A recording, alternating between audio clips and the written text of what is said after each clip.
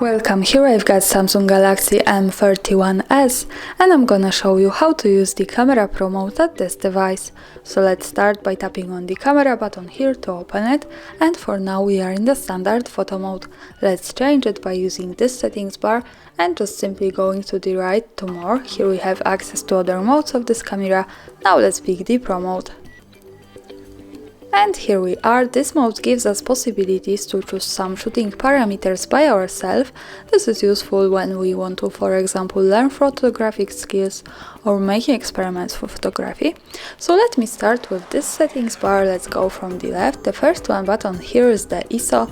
Here we can control the camera's sensitivity to light. By using this slider we can make it less sensitive from 50 or more sensitive by going to the right to 3 and 2000. So this is pretty wide spectrum and I think this is enough for this camera.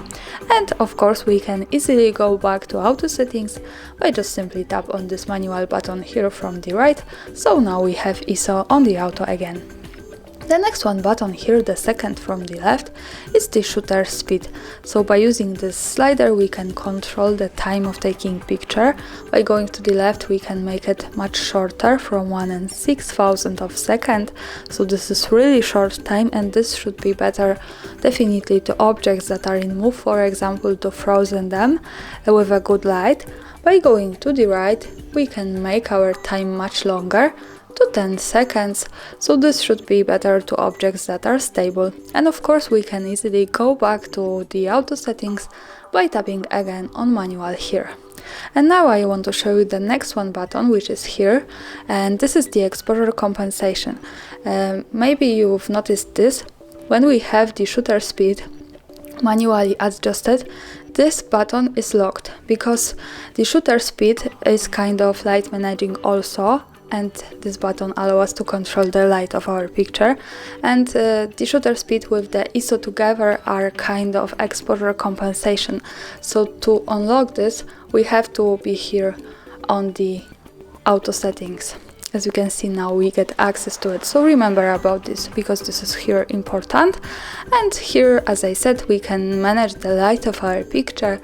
By going to the right we can make it more bright, by going to the left we can make it more dark. This is how it works. Here the parameters on auto are at the center of this slider on 00.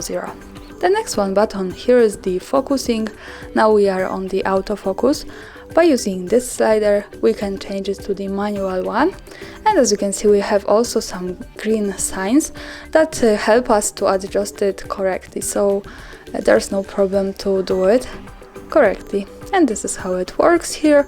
And of course we can easily go back to autofocus by tapping on this manual button here, and now it's on the auto. Now let's move to the next one button. Here we have the white balance, so we can control the temperature of our picture in Kelvin degrees. By using this slider and going to the left we can make our photo more cold. By going to the right we can make it more warm. As you can see this is kind of balance between the orange and the blue light, and this is how to adjust it. Of course we can easily go back to auto by tapping again on the manual, and now white balance is on the auto settings. And now let's move to the last one button here with standard. Here we get access to some extra sliders, and this is one of my favorite options in this pro mode of this device, because here we can create kind of filter. So we can make our photo just more beautiful before we take it. We can adjust the tint, so this is kind of balance between the green and the pink light. As you can see this is how it works. We can also adjust the contrast in the second slider, so our picture could have more contrast or less. The next one is the saturation, so here we can manage the saturation of the colors. We can make it more colorful or just black and white at the end of this slider from the left. And the next one thing here are the highlights, so here we can also manage the highlighted areas of our picture, as you can see, and the shadows. so we can make more or less shadows at our picture, and you can use this and play with that as you need, as you want. And of course here there's no problem also to go back to the auto settings to start using this from the beginning. We can do it by just tapping on this big button here in the right corner, and now we can start using this from the beginning. So this is really cool thing here. Now let's go back to the settings. And let me show you one extra thing here, which is in the right corner. Here we can pick the metering. Now we are in center weighted metering. We have also access to matrix metering and also the spot.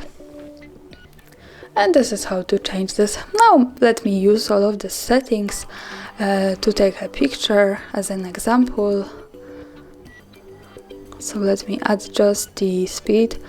Maybe here, as I said, the exposure compensation now is locked. The autofocus, let's stay on the auto, and the white balance, maybe colder one. And now let's tap here and make it maybe more pink, more contrasted, maybe more saturate, less highlighted, and let's give it more shadows. And now when we go back, we can see this kind of filter to our picture, and just tap here to take it. To see it, let's move to the left corner, the bottom, to this button, so we get quick access to the gallery. And this is how it looks like. Thanks for watching, subscribe our channel and leave the thumbs up.